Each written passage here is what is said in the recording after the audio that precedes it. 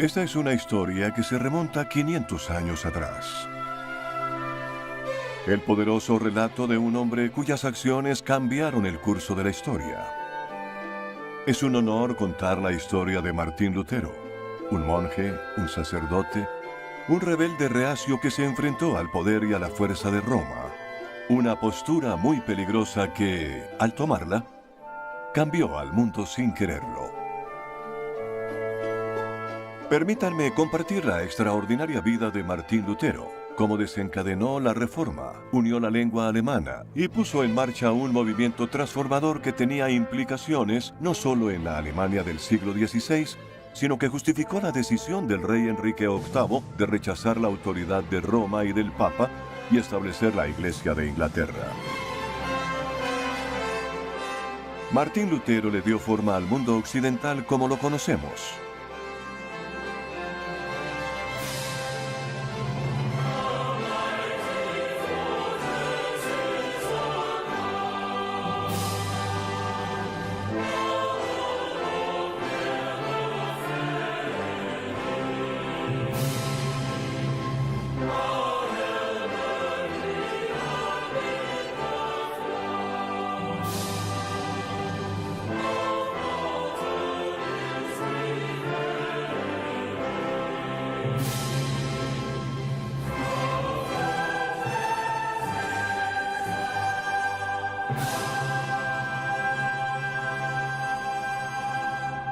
Soy David Suchet, y esto es Lutero versus Roma. Nuestra historia comienza con Hans Lutero, un granjero de la villa alemana Mora. Martín escribió: «Soy el hijo de un granjero. Mi bisabuelo y mi padre fueron verdaderos granjeros. Mi padre se volvió un minero». Era una vida ruda para los mineros en esos días. Trabajaban largas horas, derribados en ajustados vehículos de madera que llegaban bajo tierra. Era un trabajo de mucho esfuerzo y peligro. Con el tiempo, Hans anhelaba una nueva forma de ganarse la vida para apoyar a su esposa y a su familia. Él era muy ambicioso y quería encargarse, o quizás incluso, tener su propio negocio minero exitoso. Así que Hans decidió mudar a su pequeña familia al pueblo de Eisleben, que para entonces era el centro de la extracción de cobre. En 1483, y con su esposa Margaret embarazada, la familia se asentó en esta modesta casa. Y así Hans Lutero se dedicó a la minería. Fue en esta casa en donde Margaret dio a luz a su segundo hijo, al que nombraron como el santo de ese día, Martín. Como era tradición, en el siglo XV llevaron al bebé a la iglesia más cercana para ser bautizado el día después de haber nacido. La iglesia local era la de San Pedro y San Pablo. La familia podía verla desde la ventana superior de su casa. Margaret no descansó luego del parto. Fueron directo a la iglesia para un bautismo y una celebración familiar. Desafortunadamente, Eisleben no demostró ser un proyecto provechoso para Hans. Poco después se reubicó a su familia al pueblo cercano de Mansfeld. Mansfeld tenía un gran castillo que databa de finales del siglo XI. En los días de Hans Lutero, este era el poderoso asiento de los condes de Mansfeld. Al ser ambicioso y determinado, Hans pidió dinero prestado e invirtió en trabajos de fundición. La familia no era millonaria, pero vivía una modesta existencia de clase media. Los Lutero residían en esta casa, que hoy sirve como un museo interactivo en honor a Martín. Directamente frente a la casa original de la familia Lutero está un elegante museo moderno que describe cómo era la vida para la familia en ese entonces. Margaret tuvo otros 8 o 9 hijos. 3 o 4 de ellos murieron jóvenes. Tristemente, al ser la mortalidad de infantes tan común para entonces, no sabemos con exactitud el número de hermanos que tuvo Lutero. Su padre Hans reconoció que era muy brillante y estudioso, y determinó que sin importar cuál fuera el sacrificio, su hijo recibiría una educación excelente. A los 13 años fue enviado a una escuela en el pueblo de Eisenach que enseñaba latín. Esta es la casa en donde Martín vivió en Eisenach. Hoy es conocida con cariño como la Casa Lutero. El doctor Jochen Berkenmayer, actual curador de este museo, nos cuenta un poco de la Casa Lutero y de los años jóvenes de Martín en Eisenach. La Casa Lutero es una de las casas con entramado de madera más antiguas en Turingia y fue completamente renovada hace 2 años. Es una exhibición permanente completamente nueva. Estamos muy orgullosos de este museo moderno tan fino. Su madre tenía relaciones en Eisenach y esperaba que éstas aceptaran a Martín. Por desgracia, no fue así. La familia Cotta era una familia pudiente en Eisenach. Ellos decidieron que él podía quedarse como un invitado en su casa y hoy la Casa Lutero es la Casa Cotta, la casa de la familia Cotta. Martín asistió a la escuela de latín, en donde se volvió un estudiante perfecto en gramática latina y alemana. Hoy esta popular escuela es llamada la Secundaria Martín Lutero. Esta educación demostró ser crucial en los años siguientes cuando Martín volvió de forma dramática a Eisenach. Vivió aquí por 3 años como un estudiante y luego fue a Erfurt para convertirse en universitario. El joven Martín también estudió la liturgia de la iglesia y desarrolló un amor por la música y el canto, algo que alcanzaría su máximo potencial mucho después en la vida. Una audaz estatua de San Jorge es la pieza central de la plaza del mercado con vistas a la iglesia principal de la ciudad. Con el tiempo, Martín se volvió un niño cantor en esta iglesia, la iglesia parroquial de San Jorge, en donde casi 200 años después, Johann Sebastian Bach fue bautizado en esta pila. Una gran estatua de Bach recibe a los adoradores y visitantes a la iglesia. Johann Sebastian Bach nació en Eisenach en 1685. El pueblo había creado un museo inspirado en la vida y música de Bach para que disfrutaran los visitantes de todo el mundo, no muy lejos de la casa en donde vivió Martín de niño. Hoy, esta magnífica iglesia presume a 2 de los hijos favoritos de Alemania, Martín Lutero, antiguo niño cantor, y Johann Sebastian Bach, organista y compositor de renombre mundial. El pequeño Martín se ganó el sustento al principio, cantando en el Kurrende. Este grupo de niños cantores de iglesia iba de casa en casa y puerta en puerta cantando y pidiendo Panem propter Deum, pan por el amor de Dios. Aunque hay 200 años de diferencia, la conexión de Eisenach de estos hombres venerados es bastante extraordinaria. Los años de educación de Martín en Eisenach fueron fundamentales para el hombre y patriarca en que se convertiría. Habló con mucho amor y cariño de Eisenach a lo largo de su vida. Él lo llamó mi pueblo querido. Luego, nuestra historia volverá a Eisenach y a su famoso castillo de Warburg, pero la vida para este joven estaba a punto de dar un giro nuevo y fresco. Hans permaneció determinado a que su hijo prosperara y se beneficiara de las fortunas familiares. Martín persiguió el sueño de su padre y así comenzó a prepararse para una vida como abogado. Para eso debía mudarse de nuevo, en este caso a la ciudad universitaria de Erfurt. Días universitarios. Hoy Erfurt es una ciudad moderna, vibrante y comercial, que ha florecido desde la reunificación alemana con una población de más de 210.000. Casas e iglesias meticulosamente restauradas siguen siendo testigos de la riqueza de esta ciudad, una vez poderosa, comerciante y universitaria. Su pieza central es un puente de rocas llamado el Puente de los Comerciantes o Kreimi Brücke. Construido junto a un vado, el Puente de los Comerciantes fue una vez parte de la Vía Regia, una red de caminos usados por comerciantes medievales y peregrinos. Hoy, tiendas de antigüedades, puestos de libros y bistrós pintorescos ofrecen distracciones para los viajeros y los locales. También hay una heladería muy popular. Escondida en un extremo del puente, al borde de una atractiva plaza, está una iglesia metodista. Un ramal del río Guerra serpentea por la ciudad, junto a sinuosas callejuelas, plazas inesperadas e impresionantes monumentos. Una de estas plazas, Anga, tiene una majestuosa estatua de Martín Lutero junto a la famosa iglesia comerciante. Martín predicó aquí en 1522 y más tarde los padres de Johann Sebastian Bach se casaron aquí en 1668. Martín se mudó a Erfurt a los 17 años para entrar a la universidad, que para entonces tenía una impresionante reputación de 150 años. Erfurt era una ciudad grande, de un tamaño que Martín jamás había presenciado, de casi 20.000 en su momento, una de las más grandes en Alemania.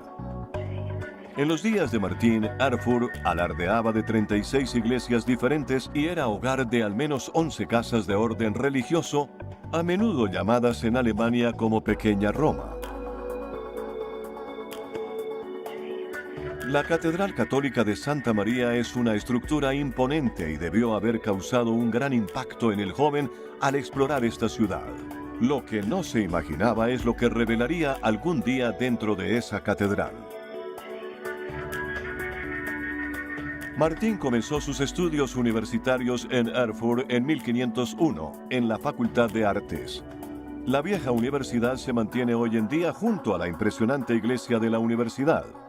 Martín no era un estudiante excepcional en sus primeros años universitarios, pero en su último año fue uno de los 17 en terminar la carrera, de entre 300 estudiantes iniciales.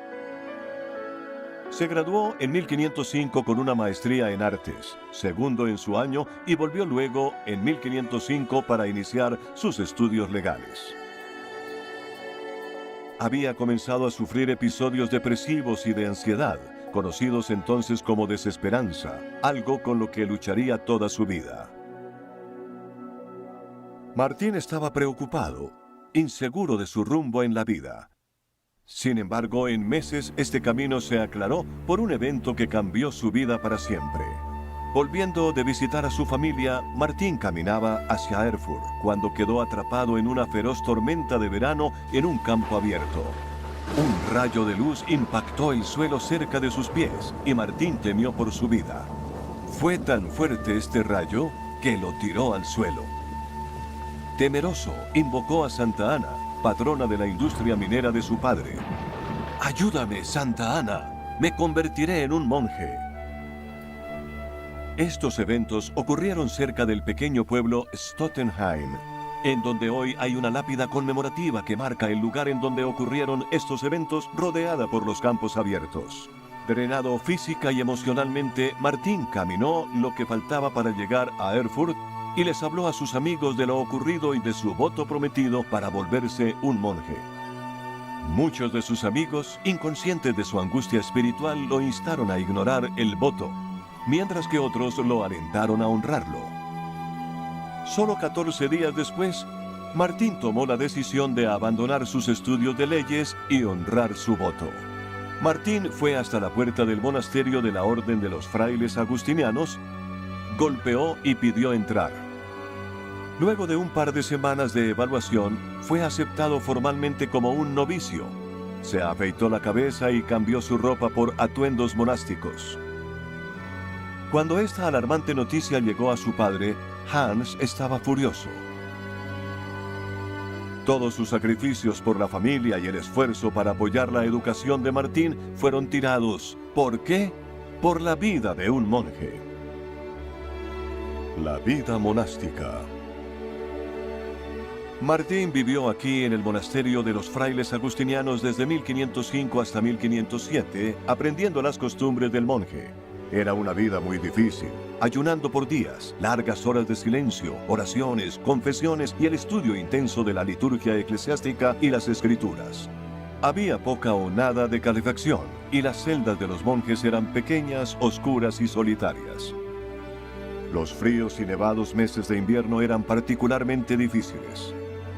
Buscó en sus adentros y su búsqueda de comunión con Dios era una disciplina diaria de mente, cuerpo y espíritu. Martín decía de estos días: ¿cómo puedo encontrar a un Dios misericordioso?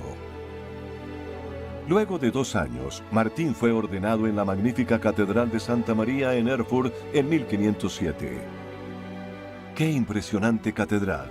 Seguro que su mente vagaba de vuelta a los días de su llegada a Erfurt como un estudiante entusiasmado visitando este edificio por primera vez. No tenía idea de que pocos años después, a la edad de 24 años, estaría aquí siendo ordenado como sacerdote.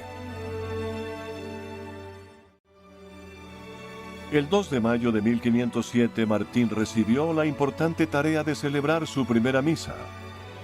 Fue un día repleto de eventualidades. Martín, abrumado por la responsabilidad de la comunión, se tropezó gravemente a mitad de camino. Quizás fue peor por el hecho de que su padre Hans había viajado desde Mansfeld para asistir con sus amigos y familiares. Martín fue sintiéndose más cómodo con su rol como sacerdote. Sus superiores en la orden agustiniana lo alentaron a continuar con sus estudios teológicos. No mucho después de esto, el cambio estaba de nuevo en el aire para Martín. Le ofrecieron un lugar para estudiar y enseñar en la Universidad de Wittenberg. Al principio estaba reacio a aceptar por creer que había otros mejor calificados. Aún con reticencia de su parte, aceptó. Las 95 tesis. En 1508 Lutero llegó a Wittenberg, unos 209 kilómetros al norte de Erfurt. Contrario a Erfurt, Wittenberg era un pueblo muy pequeño con solo 3.000 habitantes ocupando alrededor de 400 casas, casi todas hechas con barro. Wittenberg ofrecía solo 2 iglesias y unas pocas capillas. No había una gran catedral como había en Erfurt. La universidad del pueblo estaba recién establecida y carecía del prestigio que había ofrecido Erfurt. Martín encaró este reto con su entusiasmo y compromiso habitual. Enseñaba y al mismo tiempo estudiaba para su doctorado. A pesar de las carencias, Wittenberg tenía características únicas que jugarían un papel clave en su vida y en la historia. El pueblo era uno de los más poderosos de los estados alemanes, la capital del electorado de Sajonia. Frederick el Sabio, el elector de la región, era un hombre de gran prestigio e influencia. Frederick había desarrollado el pueblo, restaurado el castillo y luego había ampliado el programa de edificación para incluir a la iglesia de Wittenberg. Esta se volvió la iglesia de la Universidad de Wittenberg y es conocida como la iglesia de Wittenberg hasta el día de hoy. Frederick el Sabio también estableció la Universidad de Wittenberg y era su mayor orgullo. Se apasionó por esta sede del saber y defendió a sus miembros, tanto estudiantes como profesores, fervientemente. El apoyo y patrocinio que le ofreció Frederick a Martín fue crucial en los tiempos turbulentos que vendrían. A pesar de su pequeño tamaño y falta de instalaciones, Wittenberg se volvió un pueblo estratégico. Su universidad en crecimiento traía prosperidad y prestigio a esta ciudad emergente. En 1510, Martín fue enviado a regañadientes a Roma para emprender asuntos eclesiásticos. Él y un colega caminaron a la Ciudad Santa. Este sería su único viaje fuera de Alemania en su vida, y fue un viaje que cambió todo. Esta no era una Roma como la que conocemos hoy en día. San Pedro aún ni existía. Lo que vio y vivió allí lo confundió y molestó. Cuestionaba sus creencias y aumentaba su dependencia en las Santas Escrituras.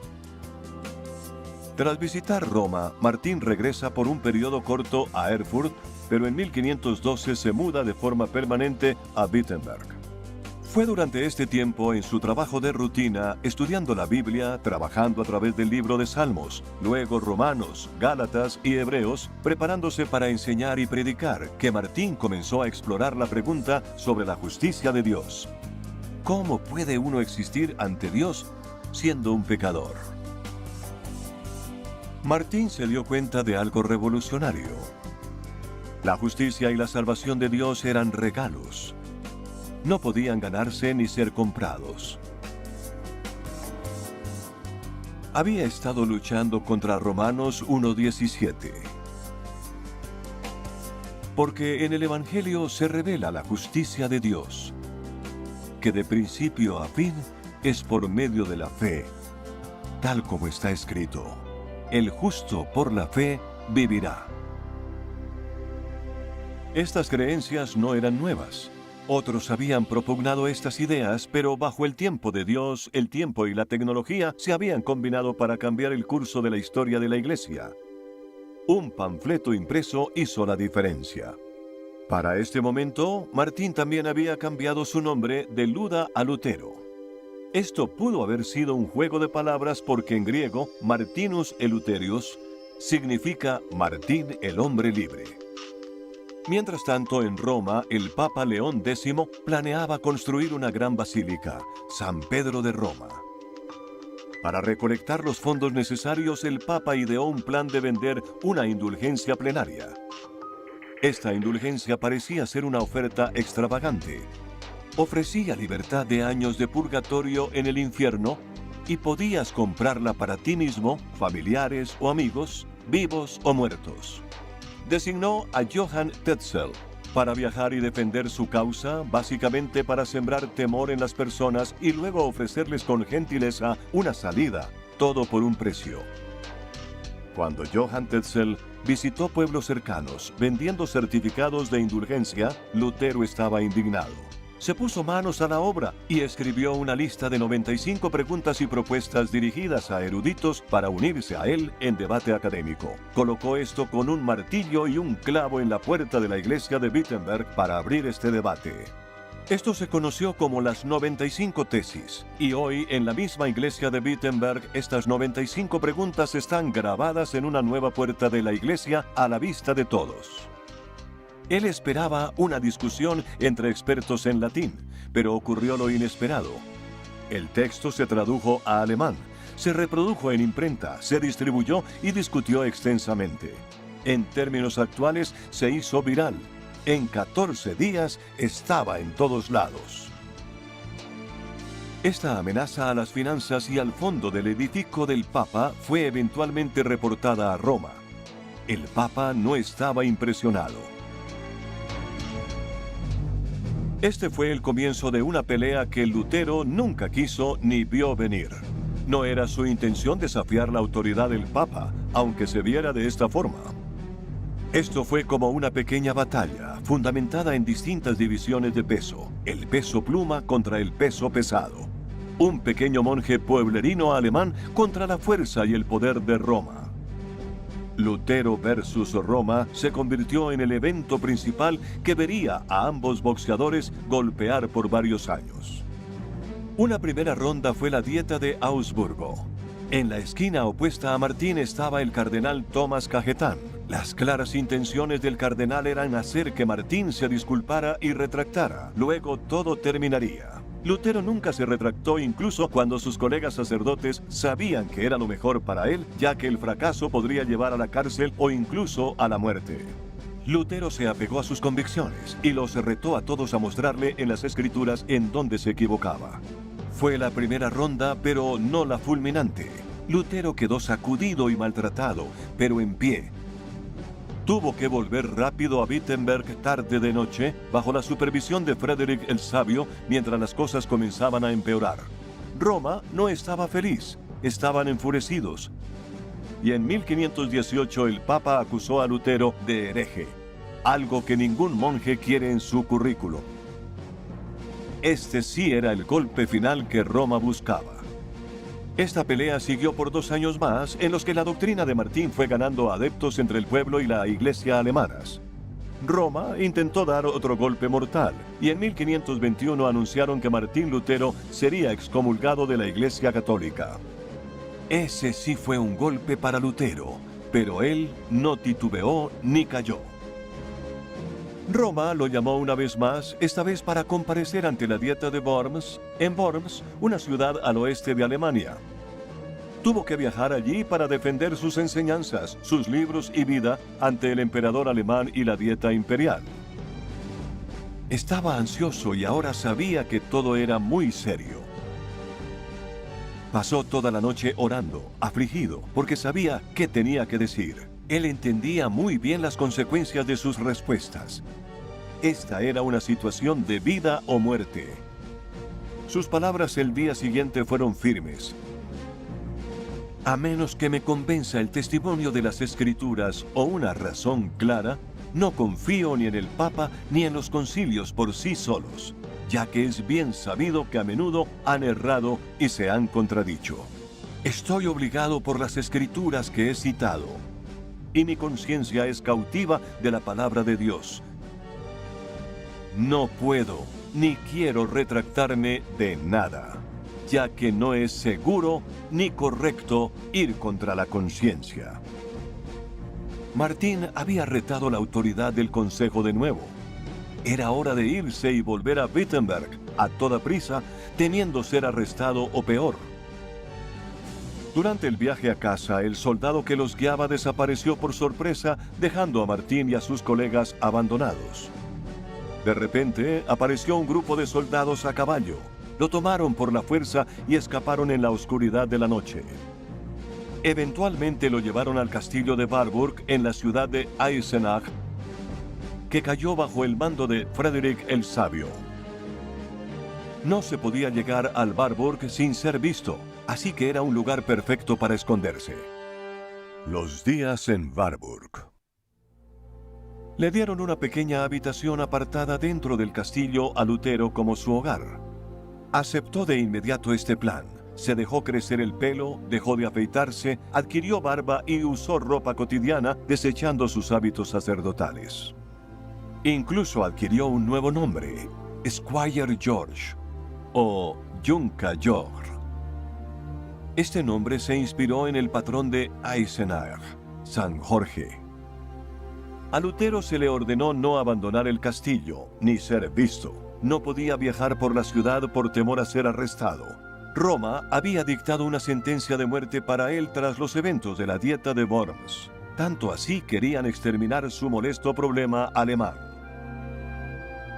¿Y qué hacer estando escondido? Martín se propuso proporcionarle al pueblo alemán algo que creía fervientemente que necesitaba y le correspondía. Traduciría el Nuevo Testamento al alemán del griego original, proporcionando al pueblo la Biblia en su propia lengua, no la lengua de Roma que no podían entender. El largo combate por el título seguía en juego, pero Martín estaba a punto de asestar un golpe mortal a Roma. Sin embargo, había un problema, un reto mayor.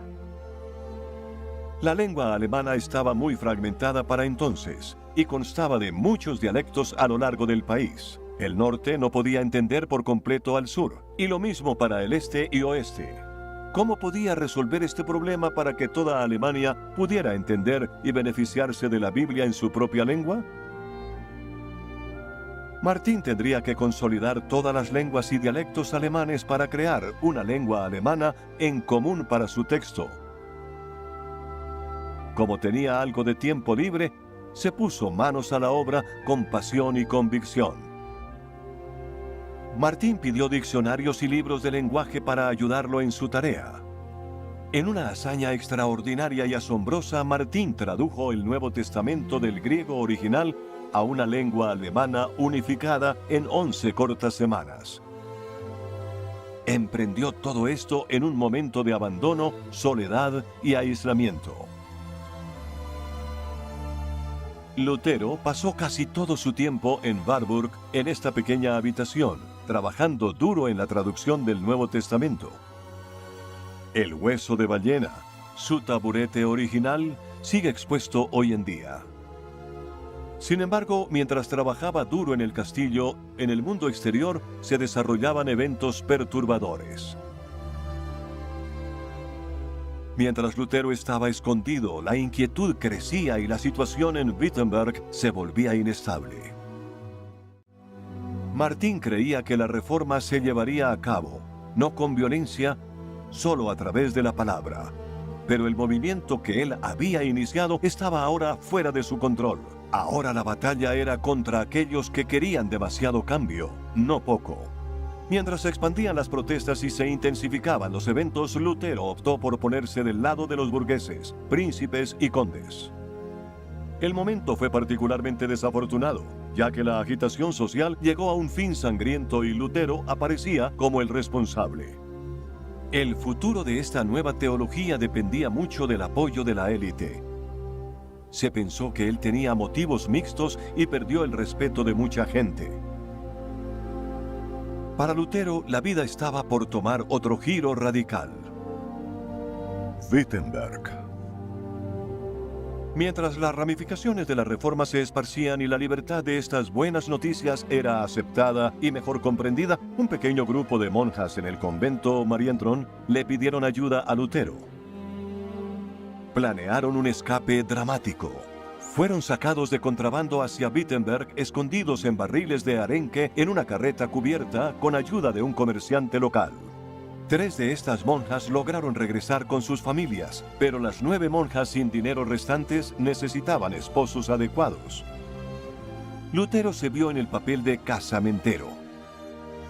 Tras varios intentos fallidos de encontrar esposo para la única monja restante, Catherine von Bora, ella audazmente sugirió que él sería un candidato adecuado. El matrimonio de un antiguo monje y una monja fugitiva. ¡Ja! Los rumores, el escándalo. Justo a la mitad de la sublevación, cuando todo iba mal, cuando se cuestionaba su reputación, era un momento extraño para casarse. Pero no parecía importarle lo que otros pensaran.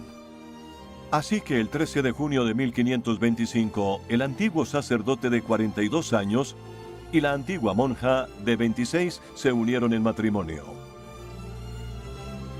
Su casa familiar es hoy un museo excepcional en Wittenberg. Kate fue la responsable de la vida doméstica. Trabajó duro, transformando el antiguo monasterio de 40 habitaciones en una vivienda familiar. Los invitados especiales venían desde muy lejos. Príncipes, delegados y eventualmente incluso emisarios de Inglaterra pidiendo consejos sobre el plan del rey Enrique VIII de divorciarse de su esposa. Ellos tuvieron 6 hijos juntos. 3 niños, Johannes, Martin y Paul, y 3 niñas, Elizabeth, Margaret y Magdalena. Por desgracia, Elizabeth murió joven, así como Magdalena luego de una enfermedad prolongada. Murió en los brazos de su padre a los 13 años. Las cartas de Lutero testifican que la muerte de Magdalena lo devastó. La iglesia municipal y parroquial de Santa María, a 5 minutos caminando de su casa en Wittenberg, es donde Lutero predicó muchas veces. El primer pastor luterano, Johannes Bugenhagen, se ordenó aquí. Siendo importante también, Santa María fue la primera iglesia protestante en donde los servicios se hicieron en alemán, combinados con cantos congregacionales. La comunión con pan y vino también se hicieron por primera vez aquí, por lo que Santa María es una iglesia luterana fundamental. Por ello, la iglesia del pueblo es conocida hoy como la Iglesia Madre de la Reforma. En la plaza del mercado contigua hay estatuas de Lutero y Felipe Melanchthon, su gran amigo y compañero reformista. Están a la sombra de Santa María, esta histórica iglesia luterana.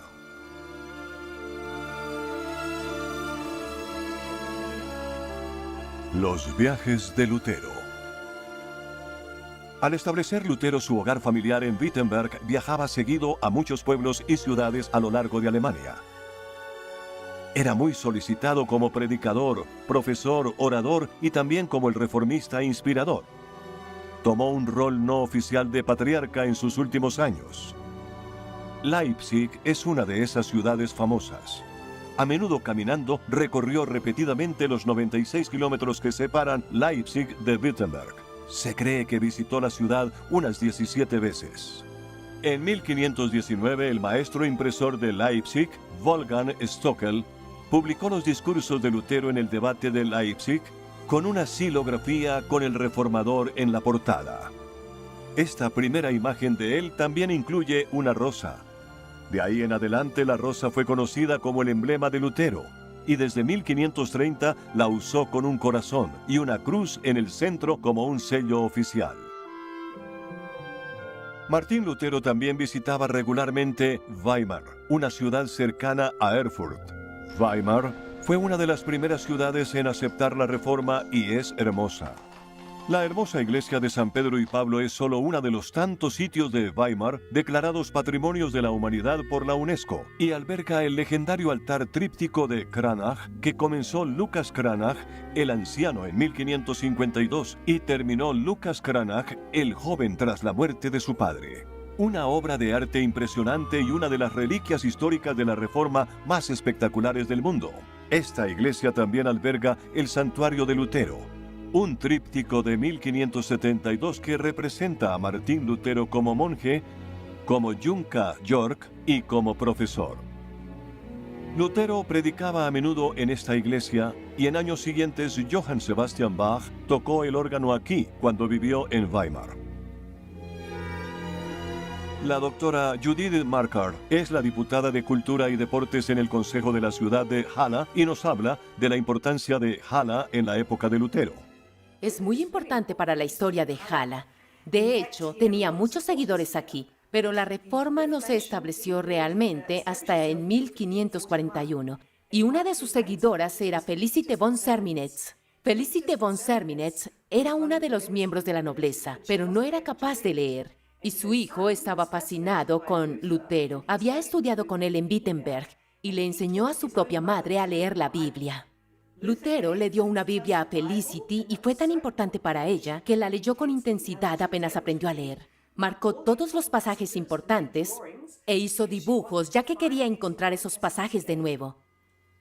Una de las cosas más importantes de esta Biblia que Martín Lutero le dio es que le escribió una dedicatoria a mano. Martín Lutero tenía muchos amigos aquí, pero también muchos enemigos, y el más fuerte de ellos era el cardenal Albrecht.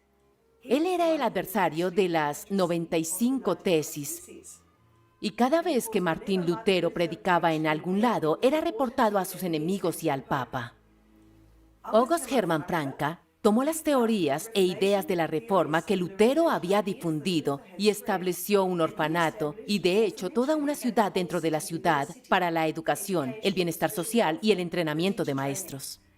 Envió a misionarios a todo el mundo. Fue de los primeros pioneros globales. Y sus misioneros fueron los primeros en establecer la Iglesia Luterana en Estados Unidos. Lutero predicó 3 veces en nuestra iglesia de Santa María y fue velado aquí después de su muerte. Murió en Eisleben y fue traído a Wittenberg. Y mientras fue velado, se le quitó la máscara mortuoria que aún se exhibe hoy en día. También se tomó la forma de sus manos hechas en cera. Aquí pueden ver que tenía un grave problema de artritis. Tal vez sufrió mucho. Martín Lutero era todo un revolucionario. Trajo independencia, libertad y un nuevo rol para la mujer en la sociedad. Esto realmente significa mucho para los que vivimos aquí.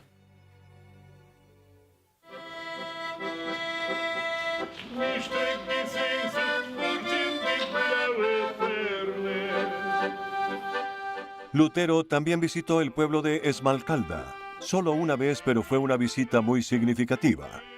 Esmalcalda está ubicada al sur de Eisenach, en el campo, cerca del límite sur del bosque de Turingia. Mencionada por primera vez en el siglo IX, Esmalcalda recibió su carta a Puebla 400 años después. Hoy es una ciudad comercial encantadora que presume de las mejores salchichas alemanas en el estado de Turingia.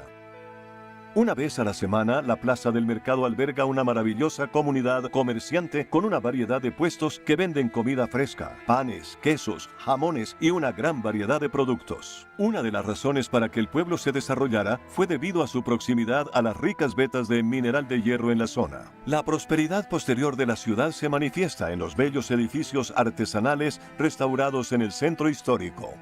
En el centro de la plaza está el ayuntamiento, el lugar de la fundación y el punto de encuentro de los líderes políticos de la Liga de Esmalcalda durante las conferencias llevadas a cabo aquí en el pasado y el presente. Desde el ayuntamiento se pueden ver la plaza del mercado y la magnífica iglesia de San Jorge, construida en 1437 y 1509. Esta impactante iglesia tiene 2 torres diferentes y una torreta de cumbrera puntiaguda con una bella torre del reloj y la Virgen y la Parca actuando cada hora. Martín Lutero predicó en este púlpito en 1537 en la conferencia más importante de la Unión Esmalcalda, para los teólogos protestantes más famosos de la era. En el interior hay una estatua de Lutero y la pila bautismal es de 1560. Sobre la fachada de la iglesia y del altar se encuentra una pequeña sala de exhibición llamada Sala de Lutero. Tiene una ventana muy privada en donde se podían observar y criticar al predicador y al servicio durante la misa sin su conocimiento. La Liga Esmalcalda era una asociación de 16 príncipes protestantes que juraron defenderse mutuamente en contra de la oposición católica. Se reunieron en el ayuntamiento de Esmalcalda en 1537. A Lutero se le pidió asistir y liderar una reunión especial de la Liga Esmalcalda que resultó en cambios trascendentales que aún hoy son relevantes para las prácticas de la Iglesia luterana. Lutero escribió los artículos de Esmalcalda, un resumen de sus opiniones en preparación para la primera reunión de la Liga. Dejó su corazón y alma en los artículos y a menudo se les conocen como sus confesiones privadas. Desafortunadamente, Lutero se enfermó de cálculos renales durante su tiempo aquí y no pudo presentar sus artículos finales ni en la iglesia ni en el ayuntamiento. Mandó a llamar a los líderes a esta casa en donde vivía durante su estadía a pocos pasos de la iglesia y hoy conocida como la Casa Lutero. Aquí, en esta pequeña habitación, preparó los artículos finales que predicó mientras no se sentía nada bien. Sobre el centro del pueblo está el impresionante palacio de Wilhelmsburg, una residencia del Renacimiento construida en el siglo XVI para los gobernantes de Hesse. Cuenta con su propio museo. Hay magníficas vistas de la ciudad, incluida la iglesia San Jorge y el distrito circundante. Dentro del palacio hay una pequeña capilla luterana aún en uso. Ofrece culto privado y comunitario, así como conciertos y bautizos. Esmalcalda es un pueblo pintoresco que también marca el comienzo del camino y la peregrinación de Lutero. Este sendero atraviesa las principales ciudades luteranas, cubriendo más de 1.200 kilómetros desde Esmalcalda hasta Wittenberg. Una característica del sendero de Lutero es el bosque turingio. Estos hermosos bosques son encantadores y bellos en la nieve invernal. Había temor de que Lutero muriera durante su estadía en Esmalcalda, debido a su severo ataque de piedras en los riñones. De forma asombrosa, duró 8 días sin orinar y sufrió de un enorme dolor y malestar. Alguien sugirió llevarlo en carruaje a caballo a las colinas fuera de la ciudad, sobre los ásperos y rudos caminos de tierra para ayudar a sacar los cálculos. Por fortuna, esto funcionó y según cuenta la leyenda, luego llenó 11 latas con mucho alivio.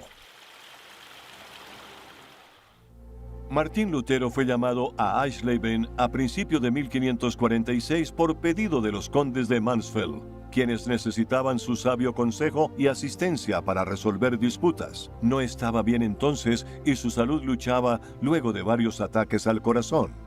En este tiempo, predicaba sus últimos sermones en Eisleben, criticando de manera dura a la comunidad judía. Estos sermones por lo general son considerados un capítulo muy triste de su vida y uno que a muchos les cuesta entender por su pensamiento. Uno no puede estar de acuerdo con su punto, pero en este momento era un hombre muy enfermo y quizás esto no ayudó a su mente y juicio. La iglesia Santa María en Wittenberg, la iglesia fundadora del movimiento luterano, colocó hace varios años una placa de disculpa a la comunidad judía en el recinto de la iglesia, lo cual dice mucho. Se quejó de dolores en el pecho antes de la cena. Le frotaron toallas tibias que le daban mucho alivio durante sus infartos previos. Esto ayudó a calmarlo y con el tiempo comió una buena cena con amigos y 2 de sus hijos, Martín y Paul. Parecía estar de buen humor e incluso bromeó.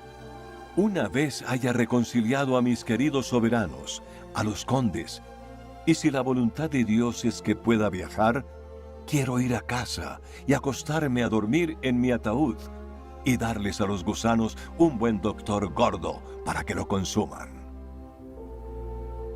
Luego, esa noche, volvieron más fuertes los dolores en el pecho y clamó: «Me duele y me preocupa mi pecho como antes». Martín sabía que era su hora y oró.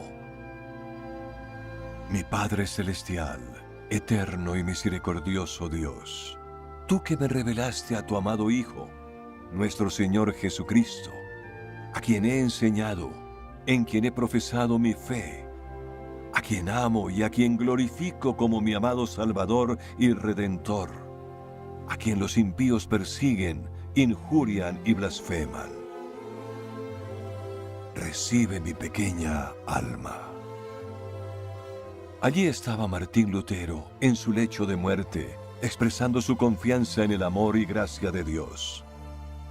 Luego perdió la conciencia. El calor abandonó su rostro y sus pies. A las 2:45 de la mañana del 18 de febrero de 1546, Martín Lutero, el gran reformista, inhaló gentilmente su último aliento y suspiró con sus manos cruzadas. Antes de su viaje final, su ataúd permaneció expuesto un día en el altar de la iglesia de San Andrés de Eisleben. Multitudes acudieron desde su pueblo de nacimiento para presentar sus respetos. Algunos llevaban escaleras para ver por las ventanas, porque la iglesia estaba abarrotada de dolientes. Entonces, el ataúd comenzó un lento viaje de vuelta a Wittenberg. Fue una procesión silenciosa. Un carruaje a caballo llevó su ataúd y fue acompañado por numerosos dolientes, incluido un conde de Mansfeld, con 45 caballos en la procesión. Las campanas de la iglesia repicaban en casi todos los pueblos del camino, y la gente se alineaba en la ruta y ofrecían su más sentido pésame. La ruta siguió por Halle, Bitterfeld y Kemberg. Así como Eisleben, la iglesia del mercado de Halle estuvo repleta toda la noche con dolientes que lloraban, cantaban salmos y oraban toda la noche. Finalmente, la procesión llegó a las puertas de Wittenberg, en donde se unieron miembros de su familia, representantes del electorado de Sajonia, el rector de la universidad, profesores, estudiantes y dolientes del pueblo. Hoy está enterrado en la iglesia de Wittenberg, la iglesia de la Universidad de Wittenberg, donde acuden miles de visitantes de todo el mundo para reflexionar en silencio sobre la vida de Martín Lutero. Estudiante, profesor, monje, sacerdote, traductor, esposo, padre, autor, músico y patriarca. Todas describen a este hombre extraordinario. Martín Lutero no era ningún santo, pero el gran reformista vivió una vida llena de apasionadas convicciones. Desde el rayo cambiavidas como un joven estudiante hasta su lecho de muerte, puso su fe entera en Dios. Se comprometió con sus convicciones, incluso a costa de su vida. Hoy la iglesia luterana lleva su nombre y se extendió por todo el mundo, con un reciente crecimiento extraordinario en África. Sin Lutero y la Reforma, ¿qué sería del mundo hoy en día? Fue un punto crucial en la historia de la iglesia y en la historia en sí. La Reforma cambió el panorama político y religioso de Europa. La literatura, el arte, la música, la investigación científica, la educación, la ética del trabajo protestante, el capitalismo, el sufragio femenino, la abolición de la esclavitud, todos tienen sus raíces en la Reforma. Para el mundo, la Reforma introdujo una intimidad con Dios basada en la gracia, no en las obras. La música de iglesia también floreció, fluyendo desde compositores como Bach, Handel y Mozart. Aunque por motivos más egoístas, el rey Enrique VIII se había fijado en Lutero y en la Reforma alemana para la eventual ruptura de Inglaterra con Roma. Enrique también se enfrentó a Roma, pero era un rey que actuaba en nombre de una nación, no un monje insignificante de una pequeña ciudad universitaria emergente de Alemania. La pelea de Enrique con Roma llevó al establecimiento de la Iglesia de Inglaterra y luego a la Reforma inglesa, que es otra historia. Las ramificaciones de este cambio en la historia mundial se remontan a la Reforma alemana. El legado de Lutero es inmenso y nada fácil de resumir. Su lugar en la historia es crucial. Su amor por la música y los versos era profundo, como puede escucharse en su gran himno Ein feste Burg ist unser Gott. Un castillo fuerte es nuestro Dios. La traducción al español reza: un castillo fuerte es nuestro Dios, defensa y buen escudo. Con su poder nos librará en todo trance agudo. Con furia y con afán, acósanos Satán. Estas palabras y música escritas por Lutero entre 1527 y 1529 pudieron haber sido inspiradas por su tiempo en el Warburg, escondido como un refugiado en Eisenach. La letra es un parafraseo del Salmo 46. ¿Qué regalo le dio el electorado de Sajonia al mundo cuando secuestró a Lutero y lo escondió en esta diminuta habitación hace más de 500 años? A Alemania le dio una Biblia en su propia lengua, reformó su fe, le dio una lengua unificada y a su iglesia. Instaló la esperanza e independencia como una nación. ¿Y qué mejor manera de concluir nuestra historia sobre la vida de Martín Lutero que escuchando el gran himno de Lutero ambientado con imágenes de Eisenach y el castillo de Warburg? Te damos las gracias, Martín Lutero.